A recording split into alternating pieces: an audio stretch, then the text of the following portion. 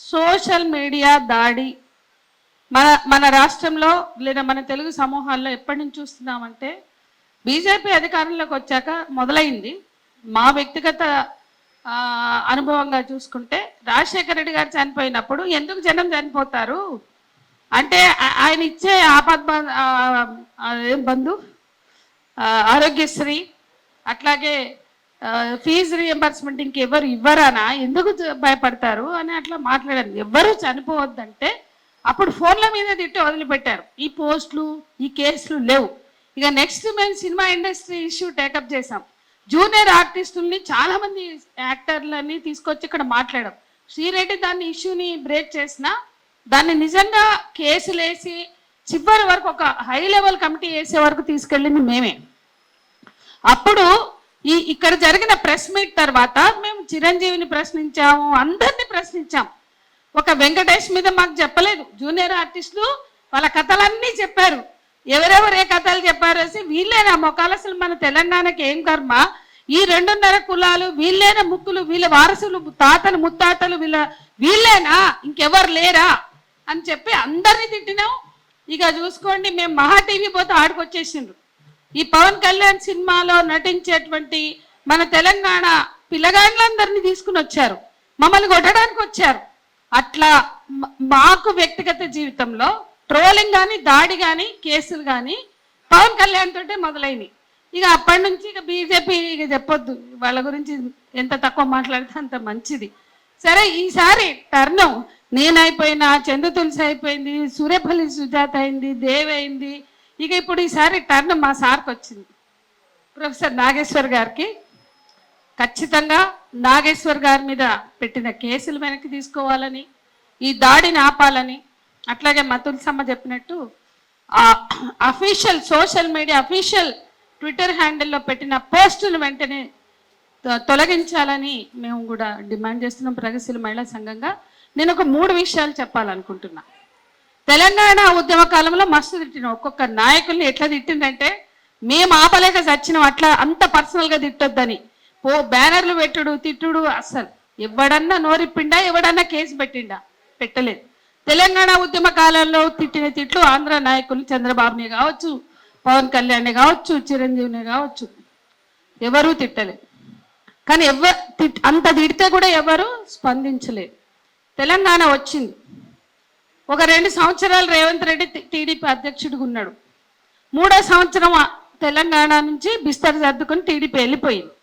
మొత్తంకే party ఏదో ఉన్నదంటే ఉన్నది, కానీ రేవంత్ అధ్యక్షుడిగా ఉన్నంతకాలం 2.5 ఏళ్ళు అఫీషియల్గా పోటీలు చేశారు, క్యాండిడేట్లను నిలబెట్టారు. తర్వాత బిస్తర్ సర్దుకుని వెళ్ళిపోతే ఆయన కాంగ్రెస్కి వచ్చిండు. ఇన్నాళ్ళు కేసీఆర్ ప్రభుత్వంలో కూడా మస్తు తిట్టాం అనేక సందర్భాలు. వాస్తవానికి వాళ్ళంత తక్కువ స్థాయిలో, వాళ్ళంత భూత పురాణాలతో మన రాజకీయాలు ఉండవు. మన దాంట్లో ఎన్ని లోపాలు ఉన్నా అంత నికృష్టంగా మనకు ఉండవు.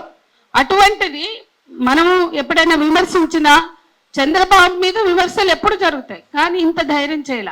ఇప్పుడు అంటే గత 10 ఏళ్ల బీఆర్ఎస్ పాలనలో కూడా తిట్టినాం, కానీ ఇంత ధైర్యం చేయలే. కానీ ఈరోజు కేసులు పెట్టే దమ్ము వచ్చి అరెస్ట్ చేయడానికి పూనుకున్నారంటే దానికి చేతగానితనం రేవంత్ రెడ్డిది. రేవంత్ రెడ్డి వత్తాస్ చూసుకునే వాళ్ళు ఇట్లా వచ్చిండ్రు అనేది మనం అర్థం చేసుకోవాలి. రేవంత్ రెడ్డి ఆయనకి టీం బీనా, ఆయన శిష్యుడా, కానీ ఎన్నడూ జై తెలంగాణ అన్న బాపత కాదు. తెలంగాణ ఉద్యమాన్ని, తెలంగాణ స్పిరిట్ని, తెలంగాణ ఆకాంక్షల్ని, తెలంగాణ భావోద్వేగాల్ని, తల్లుల గర్భశోకాలని, బిడ్డల త్యాగాలని ఏ రోజు పట్టనివాడు, పట్టించుకోనివాడు. అసలు ఆయన ఇవాళ తెలంగాణకి ముఖ్యమంత్రి అయితే ఎవరికి దమ్ము వస్తుంది, ఎట్లా దమ్ము వస్తుంది, ఎట్లా అవకాశం వస్తుంది అంటే గిట్లనే. ఇవాళ సార్ అన్న వ్యాఖ్యలకి ఇంతగా వాళ్ళు రియాక్ట్ అవుతున్నారంటే తెలంగాణలో దీన్ని అవకాశంగా తీసుకోదలుచుకున్నారు. అది మనం ఏదో కోపంతో, ఉద్వేగంతో, నఫరత్తో, ద్వేషంతో మాట్లాడితే వెళ్ళేది ఏం లేదు. ద్వేషంతో మాట్లాడడం ముఖ్యం కాదు, ఆలోచన చేద్దాం, స్పష్టమైన కార్యాచరణను రూపొందించుకుందాం. వాళ్ళకి బుద్ధి వచ్చామన్న బండి సంజయ్ కొడుకు అరెస్ట్ అయ్యే వరకు ఎట్లా చేసినాం, అట్లా ఈ సీమాంధ్ర పాలకులు మెల్లమెల్లగా మళ్ళీ ఎంక్రోచ్ అవుతున్నారు. సీమాంధ్ర పాలకులకి తొత్తుగా ఉండే పాలకులు మన తెలంగాణలో ఉన్నారు. పోరాడి సాధించుకున్న గడ్డ మీద తెలంగాణ పాలకులుగా ఉన్నారు. ఈ రోజు వాళ్ళు అవకాశం తీసుకుంటున్నారు అనేది మనం గమనంలోకి తీసుకుని ఎట్లా దీన్ని తిప్పికొట్టాలి అనేది ఆలోచించకపోతే ఇవి పెరుగుతాయి. ఇవి దాడులా కేసులా కాదు. ఇది తెలంగాణ మీద తిరిగి నా ముందు మాట్లాడిన వాళ్ళు కూడా మాట్లాడారు. తెలంగాణ మీద పెత్తనాన్ని మళ్ళీ సాధించడం కోసం చేస్తున్నవి. ఈ అడుగులు పడకుండా ముందుకు రాకుండా ఎదుర్కోవాలంటే సార్ మీద కేసు ఎత్తేసేంత వరకు కూడా ఈ ఈ ఐక్య పోరాటాన్ని కొనసాగించాలనేది నేను ఒకటి చెప్పదలుచుకున్నా. ఇక మీడియా చంద్రబాబుకు అనుకూల మీడియా, రేవంత్ రెడ్డి చంద్రబాబుకైనా రేవంత్ రెడ్డి కన్నా అనుకోండి, రేవంత్ అనుకూల మీడియా, చంద్రబాబు పవన్ కళ్యాణ్ అనుకూల మీడియా అనుకోండి, లేదా బీజేపీ అనుకూల మీడియా. కానీ ఇవాళ మన తెలంగాణ గడ్డ మీద ఇంకా ఉన్నారు మీడియా. కాబట్టి ఈ మీడియా మధ్య కూడా నేను లాస్ట్ టైం కూడా చెప్పిన, ఈ మీడియా మధ్య ఐక్యత కావాలి. ఏదో మూడో కన్ను అంటారు కదా, థర్డ్ ఐ, అట్లాగే ఒక మూడో ఫ్రంట్ ఇవాళ మీడియాలో కూడా కావాలంటే ఒక ఐక్యత, అది మస్ట్ అని కూడా నేను చెప్తున్నా. ఎందుకంటే వాస్తవాలను చెప్పే దమ్మున్న ఛానళ్ళు మనకు ఉన్నాయి. చిన్నవే కావచ్చు, చితికవే కావచ్చు, యూట్యూబ్లే కావచ్చు. కానీ వీళ్ళందరి ఐక్యతను కూడా ఎట్లా చేయాలి, పృథ్వీ మిగతా వాళ్ళు ఆలోచించాలి. సార్ జర్నలిజం డిపార్ట్మెంట్ నుంచి వచ్చారు. ఇది ఇవాళ ఒక రవీష్ కుమారో, ఒక సిద్ధార్థ వరదరాజనో ఇటువంటి ఎందరో నిలబడ్డారు. ఇప్పటికీ కూడా ఎన్ని ఆంక్షలు వేసినా, ఎన్ని కేసులు పెట్టినా. ప్రొఫెసర్ పద్మజ షా గారు కూడా జర్నలిజం డిపార్ట్మెంట్ నుంచి వచ్చారు. ఇవాళ ఎంపతితో సంఘీభావంగా వచ్చారు. ఇటువంటి పెద్దలు ఉన్నారు. ఈ రోజు కూడా ఎక్కడ రాజీ పడకుండా పోరాడుతున్నటువంటి వాళ్ళు, ఉద్యమాలతో ఉన్న వాళ్ళు, ప్రజలతో ఉన్న వాళ్ళు, ప్రజల సమస్యల్ని కోసం గొంతు విప్పే ఇటువంటి ప్రొఫెసర్స్ మనకున్నారు.